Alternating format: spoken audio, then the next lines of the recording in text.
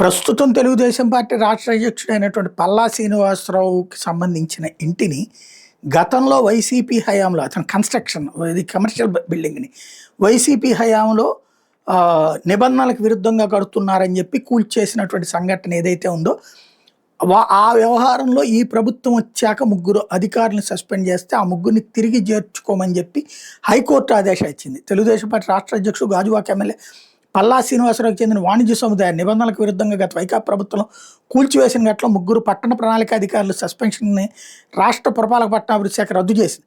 High court ఆదేశాలతో నిర్ణయం తీసుకున్నట్టు సోమవారం జారీ చేసిన ఉత్తర్వులో ఆ శాఖ ముఖ్య కార్యదర్శి సురేష్ కుమార్ పేర్కొన్నారు.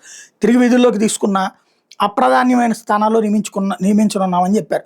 గాజువాకలో పల్లా శ్రీనివాసరావుకి చెందిన వాణిజ్య భవనాన్ని 2021 ఏప్రిల్ 25 నోటీసులు జారీ చేయకుండా విశాఖ నగరపాలక సంస్థ జోన్ 6 పట్టణ ప్రణాళిక అధికారులు కూల్చేశారు.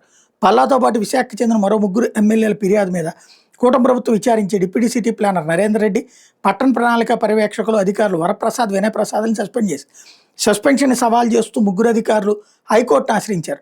డిసెంబర్ 18న హైకోర్టు ఆదేశాల మీద ఉన్నతాధికారుల కమిటీ ఏప్రిల్ 23ను సమీక్షించి ముగ్గురు సస్పెన్షన్ రద్దు చేసి తిరిగి విధుల్లోకి తీసుకోవాలని నిర్ణయించింది.